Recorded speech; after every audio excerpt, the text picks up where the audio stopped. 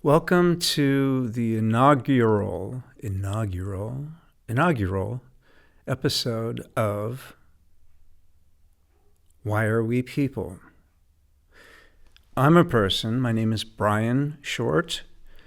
I struggle to say my name because it just doesn't seem to fit me very well, but it's the same name I've had all of my life.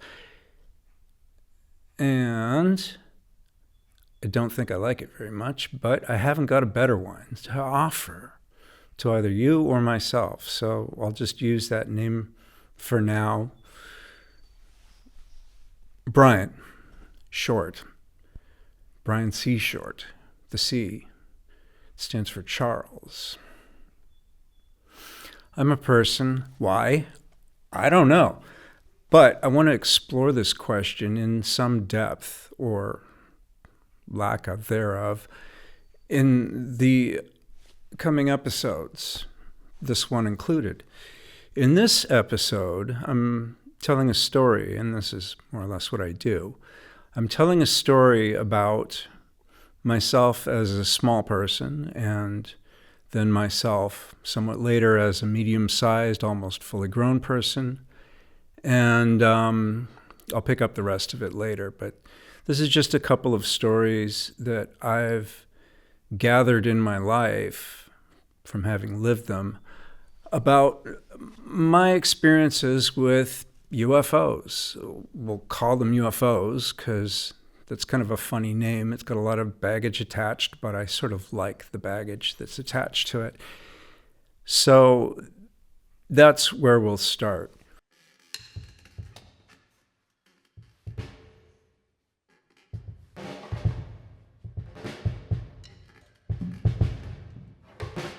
This is to ask the question, not to answer it, although an answer might be forthcoming sometime, I don't know. Would it be a satisfying answer if it should land somehow on the desk in front of me and flop around like a fish or maybe like a baby kitten or something? I don't think it would really be satisfying because it's far more interesting to keep digging with this tool of a question and just see where it leads. Why are we people, assuming we are? Well, because we're not something else. Are we? No, we're not. We're people. Let's just say it definitively. We're people. I'm a people. You're a people. We're people. Why? What are we doing here? Welcome to the initial first journey into the question of this program, which is far-rangingly, I hope, called Why Are We People? Why are we people? We're both going to address this question and not address this question in the course of formulating some kind of response to this. And I hope it should be interesting, chiefly to myself, and also I hope to whoever might be listening. Why are you a person? Are you a person? Are you something else? I ask this because it's a sincere question. I know it sounds stupid in a certain way, but it's really not, because sometimes I think I might not be a person. Maybe that's stupid, but no, there's something more to this. Sometimes I think I might be not a person, but a giant praying mantis. And I happen to know there's a few people in the world who think kind of the same way. And the reason that they think this is because they've met a giant praying mantis, as on some level I have, and the giant insect has somehow inferred that it is more us than we are. Or, in my case, it is somehow responsible for the basis of my personality, or somehow it's delivered a seed that I am able to wrap my soul around, perhaps, and become, in this way, as much like it as I am like myself. So that after a certain period of time, let's say a lifetime, for me now nearly 60 years, 59 years, and a little bit of change, this person that I am has grown around this seed and become something that is inseparable from the insect, while also being a people, a human people. Now, I think that the giant praying mantis might also be people. It certainly qualifies as people, but it's not recognizably so in the normal ways to us. I, like many people that I know and have met or heard stories from or otherwise in other ways encountered, I've had experiences with strange objects and intelligences. We'll call them UFOs because though that term has a lot of baggage attached to it, I happen to like the baggage that's attached to it, and I think it carries something of the meaning in the history of the word, or the acronym itself, unidentified flying objects. I saw my first that I'm aware of when I was, 14 years old. No, this did not, well, it kind of did involve the giant praying mantis, but I'll get to that. It was just huge.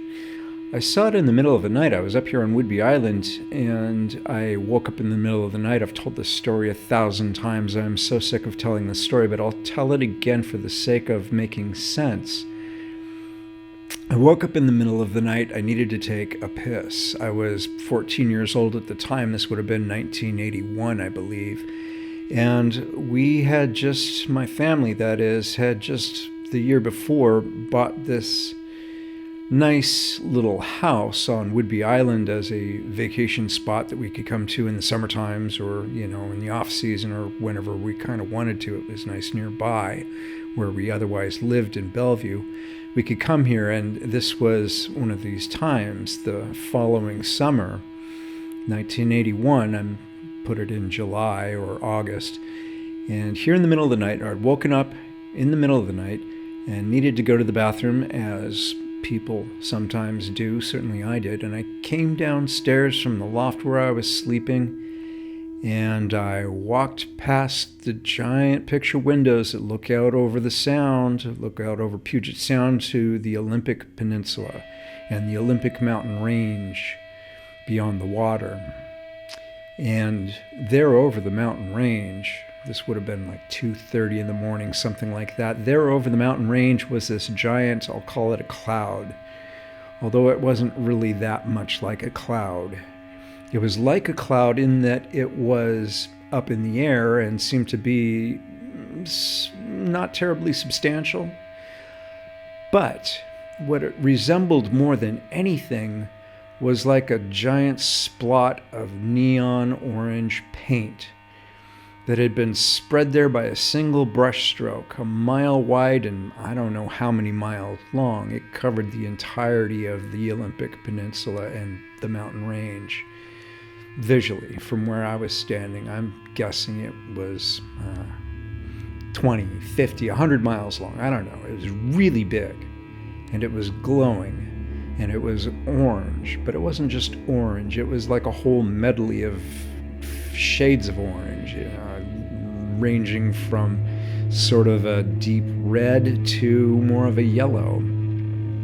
Like there were little cells contained within it. But this giant paintbrush splotch, or cloud I'll call it, seemed to be entirely two-dimensional. Like it had been painted over the flat surface of the sky, and it itself was completely flat. And it was just hanging there over the mountains, sort of like a hat. Yeah. And the funny thing, I mean, that's in itself is a pretty funny thing, but the really funny thing is that I did not think much of anything of it. I just continued on to the bathroom. I mean, I noticed it. I noted that it was there and that it was somehow curious, but I wasn't so deeply curious about it as it seems now I should have been. I simply went on to do my business in the bathroom, and once that had been done and I was suitably relieved, I came back outside to look at this thing some more, and what it had done was it had transformed itself. It was no longer a giant cloud, a giant sort of down-turned cloud. Yeah, I forgot a significant part of the description of the thing is that it was bent. It wasn't a straight brush stroke line, it was bent, kind of like bending. The tips of it were down, the ends of it were down, the middle of it, the apex was up. So it was bent upward like that, just like a giant hand had taken a giant paintbrush with neon orange paint and went splot over the night sky. Well, it wasn't like that anymore when it came out of the bathroom. Now it had turned into this sort of glyph or graphic thing that was composed, much smaller, but still very large, composed of a perfect circular dot, another perfect circular dot beneath it, and then the same width of both of these dots was now a line that continued on down for about the same length as the two dots above it were, delineating. And then it made a 90-degree angle to the right and continued on equidistantly from where it had begun, and then it terminated in a curve. And then there was another dot and another dot. So here was this very precise and very deliberate sort of glyphic, graphic symbol floating in the air over the mountains. And that caught my attention in a way that I guess that the giant cloud hadn't, because I stopped to look at it carefully, very carefully, in a way strangely carefully. See, where I started was realizing that I was thirsty. I went to the kitchen, which is right here. It's a big open plan space, so I wasn't leaving the windows to do this, but I got a glass of water, drank half of it, set the water down on the countertop, and then went and grabbed a little telescope that we had. And I aimed the telescope at this glyphic thing, and I looked at it through the glass, and I saw it magnified there through the glass, exactly as something that was actually there would be. That it was light, and I was seeing light through the optics of this telescope, and I was seeing it magnified as it should properly be if it's a real thing. And what it was doing now was it was drifting down very slowly, and it was drifting towards the northwest, however the orientation is here. I'm looking southwest basically out these windows, and it's moving in a kind of straight but downward slanting progression behind the foothills of these mountains and starting to disappear behind them. And I watched it maybe for a minute, maybe for 2 minutes, long enough to register that, yep, it's there, it's real. And then I just went straight back upstairs to the loft and went back to sleep. Like it wasn't that big of a deal. Certainly I was curious about it, but it didn't seem to be that big of a deal that I should stay awake or run around or scream or be in a panic about it or anything like that you might think would be a reasonable kind of response to a thing like this. No, I just went back to sleep. Well, the next morning, we had a guest with us, my parents' friend Stu, and she, being the same age, that is, kind of roughly middle-aged by then, in the 40s, not quite 50 by then, I think.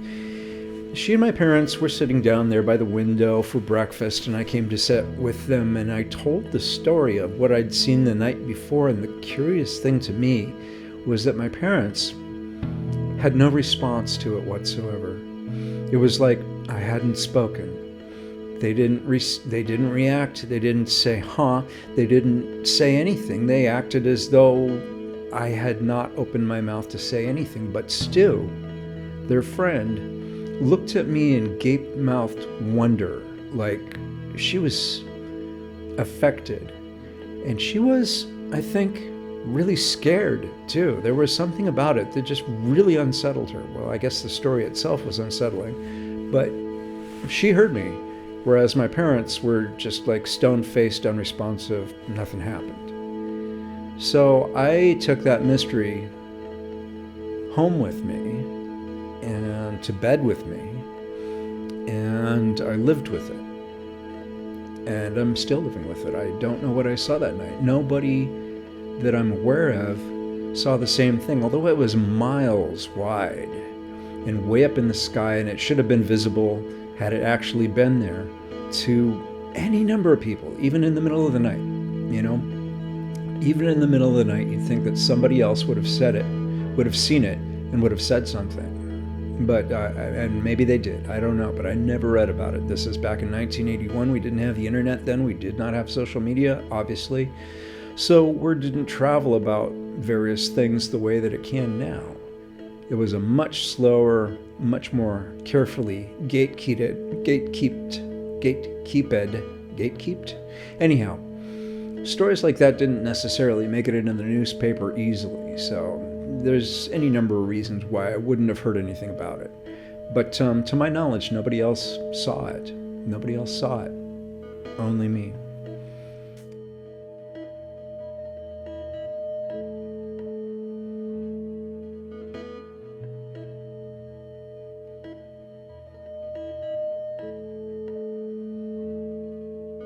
What I forgot to mention is that when I had woken up there in the morning, before getting breakfast, I saw that the glass still half full of water was there on the counter in the kitchen where I'd set it, right near to the sink. So not only had I measured this thing through the telescope, at least in terms of its real optical, properties, I knew that I'd been awake, that I'd actually been awake and had seen this.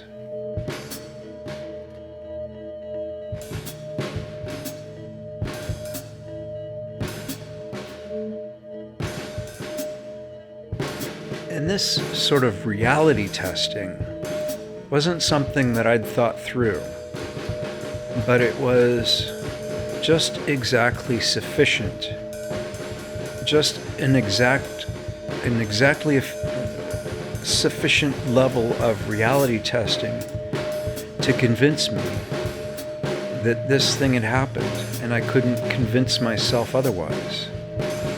And that's not something that I would have thought to do necessarily. It's more like I feel now like I was running a script.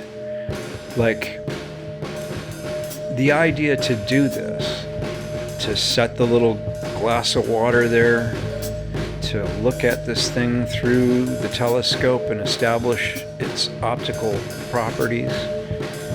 This was something that seemed to have been given to me. I'll call it a gift, because I feel like it is one. But it's an important one, and it's not for me necessarily.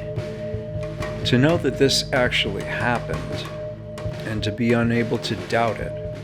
Now, I'm going to assert something, that what I saw was not the aurora borealis. It looked nothing like the aurora borealis, which I have seen in some form, and I've certainly seen many photographs and videos of it, and it can be quite an extraordinary thing, but that's not what this was.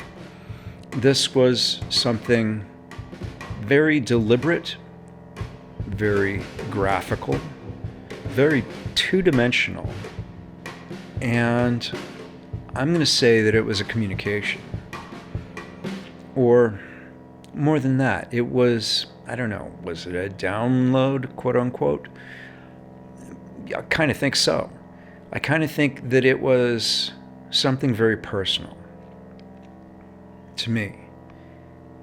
And I have no basis by which to assert this other than it really seems to me to have been so. It was deeply meaningful. It opened up a whole lifetime of questioning all kinds of things. But the nature of what I saw is the deepest question of all. And I've always pushed against that envelope. And whatever has revealed itself in the asking of this question, I'm pretty sure I'll never see the end of it, and that's a good thing. I like this thing. I like how this always pushes me to dig deeper and to never to come to any sort of conclusive answer, because any conclusion I come to is just going to be dull, and it's going to be wrong. It's going to miss the point. It's going to miss most of it. Anyhow, that's a good thing, I think.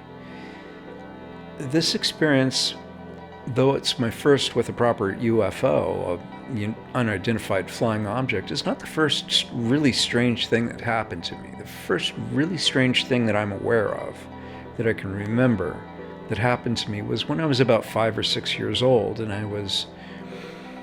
Now this is an event that sounds like a dream, feels like a dream, but I don't remember it as a dream. I remember it as something that happened to me in waking life. And as a little kid, it must have been, again, sometime in the summer. I was not in school, I was at home, and I was running outside in broad daylight to, I don't know, just go be a kid, go play outside in the sun, which is actually something I didn't do an awful lot of when I was a kid. I like to stay indoors, but in this particular time, I was running out the front door, an exuberant little child, no particular hang-ups yet, no particular, things to prevent me from exhibiting my exuberance. I was running outside, but then something made me stop just beyond the threshold of the front door. I stopped there on the front patio and stuck my right index finger up in the sky, pointing up towards the sky. I stuck it in the air right in front of me and stopped, and I waited. And I waited for just a second or two before what looked like an acorn dropped straight down out of the sky and attached itself to the tip of my index finger and bit into the tip of my finger.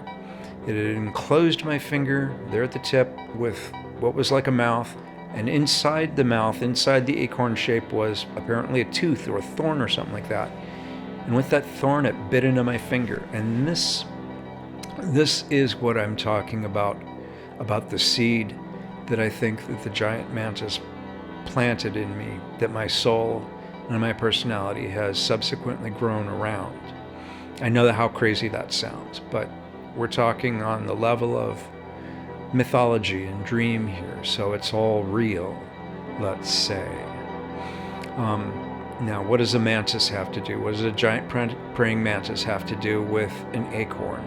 I don't know. What I remember consciously was the acorn landing on my finger, biting it, and then detaching and flying away again. And after that had happened, I just sort of picked up where I'd stopped. I started running out into the yard again and went off to do my little kid stuff in the sun, and wasn't greatly troubled about it, except when later I started walking myself to elementary school. This is why I figure that I must have been 5 or 6 years old, because I was very soon thereafter to start going to kindergarten, and the school, being about a half a mile away from where I lived, was in walking distance. So I was expected to walk this distance. I didn't mind, so I set out one morning. Perhaps it was my first morning, and I was walking down the street, and I saw many other little acorns kind of there fallen in the street and in the gutter, and I thought there's something wrong with those acorns, because I wasn't really familiar with what an acorn was. I just knew that shape from what had landed on my finger and bitten me. But here were all these acorns lying in the gutter that weren't flying anywhere. I figured they must be dead ones. Didn't appear to have mouths on them. So, there was already this sort of like rupture between like my experience of reality and what reality later presented itself as. Make what you will of that. Now, many years later, this is fairly recently, this would have been back in 2016, after having had a lifetime of occasional encounters with strange things, be them in the sky or not in the sky, or just, strange things, I met a counselor who herself had had many very strange experiences, far more severe and extreme than mine, memories, conscious memories of abduction by aliens or what have you. She knew that this had been happening to her for a long time, and in order to sort of reinvent herself in midlife, she had gone to become a therapist. She'd gotten a master's degree in psychology and learned how to hypnotize people, and sort of learned to specialize in working with other experiencers like her, like myself. And so I underwent a series of hypnosis sessions with her to just try and gently inquire of my own mind if there was more to the experiences that I could consciously remember than I consciously remembered.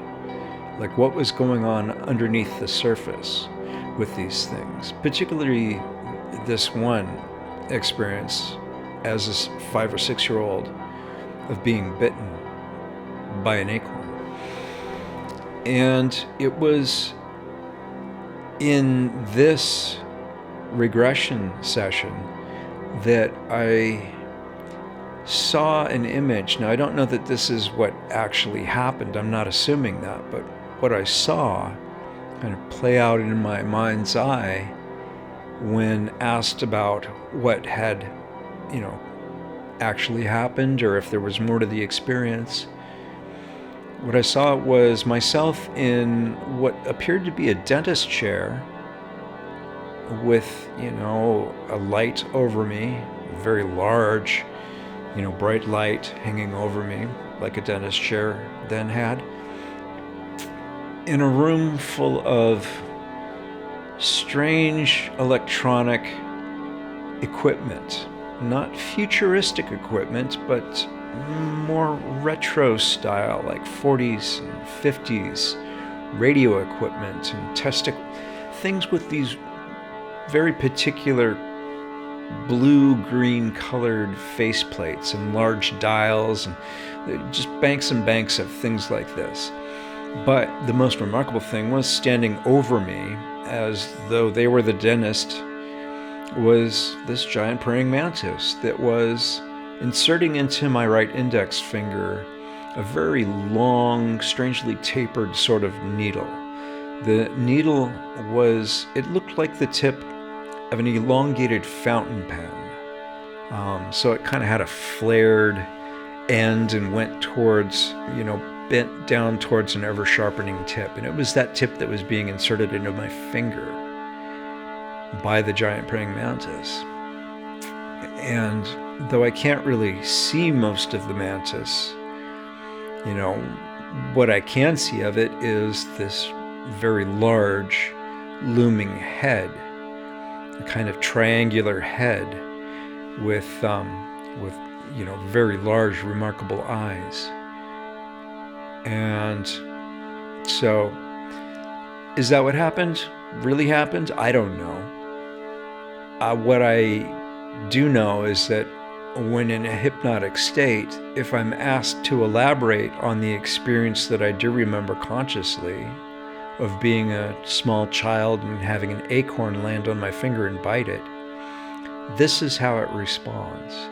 It gives me a giant praying mantis performing a kind of surgery on my finger, leaving something like an implant there. I'll just say that that's what I think it is. And why am I thinking this? Why am I seeing this? I don't have any conscious remembrance of ever meeting a giant praying mantis. It's not something I would have really associated with my experiences. I've read some experiences like that, but it's not the sort of thing that I would likely fantasize about. It's not a story that I would want to make up. If I was to invent a story of my experiences, it would probably involve the little gray people. That's a whole other resonance. But what this was something that I was not particularly looking for or asking for or expecting in any form whatsoever. But there it is. Now, this story I'll call it a story because that's at the very least what it is. This story of being implanted with something in my finger by a giant praying mantis is a thing that is true on a certain level. It doesn't need to be a literal level, but it is a level of my own consciousness. It's the myth-making level, the dreaming level, where what's presented is true. It's just not literally true. It's symbolically true. It's mythologically true. It's true in a way. It's a story. It's a story that I tell myself. And the story that I tell myself is that the giant praying mantis is somehow responsible. It's taking responsibility for my own development. It's giving me this thing, I'll call it a seed crystal. It's giving me the seed crystal within my physiology, my physical being, or my imaginal being. And it's a thing that's there to crystallize my soul into something like itself. Because I believe, or I tell myself, at my deepest soul's level, there is a resonance, there is a similarity, there is in fact a sameness between myself and this creature. Maybe the creature is imaginary.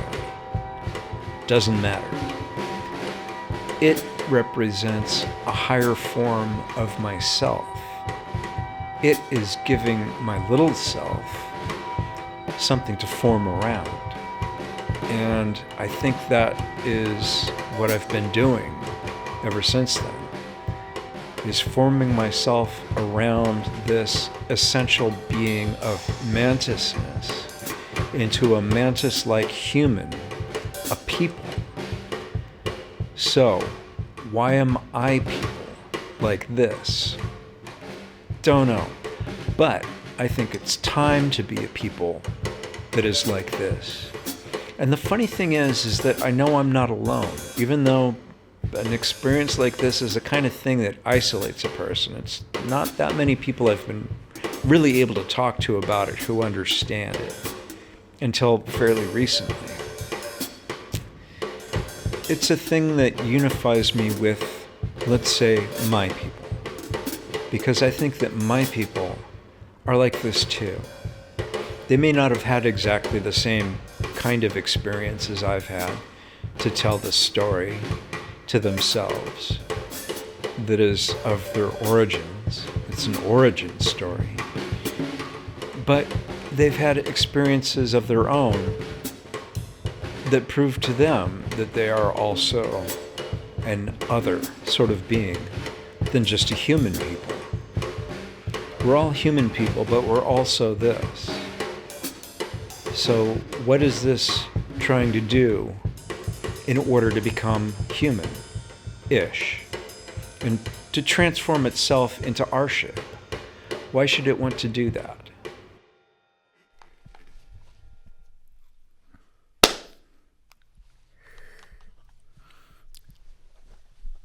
And so the thing about the script that was running through me that night that made me go to the kitchen and pick up a glass, fill it with water, drink half of it, leave it there to be found the next morning, and my need to check the reality of what I was seeing through the telescope, basically to check the reality of the entire experience, both the glass and the telescope. I don't think that was just for me. I mean, it was for me to know that something had happened that I couldn't explain, that I wouldn't know how to explain, and I'm not going to learn how to explain. The point was for me to know that that actually happened. But I say it's not just for me because I think by means of my consciousness being fixed in reality with this experience, what it did was it made the other more fixed in this reality as well as being seated in my consciousness. So even though it instigated the event and my experience of it, still it kind of, this is all my supposition, my speculation. It was as much giving me something to hang my hat on as it was giving itself a toehold, a foothold into this reality through being witnessed by me, if that makes any sense. It can seem a circular logic, but from where it's coming from, I think a certain amount of circularity or a spiraling effect is warranted. I think that's where it's coming from. It's coming from inside of me as much as it is coming from outside of me. And it's going inside of me through means of my experience, but it's also making itself more real here because I've experienced it.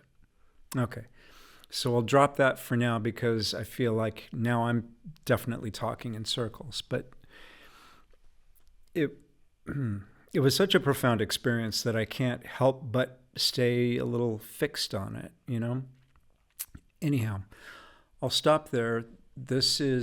It has been and is still the first episode in this thing I'm doing. Why are we people? I want to address this question at length, even though it's kind of a stupid question, I know. It's also not. So, more to come later. Okay, thank you. Bye.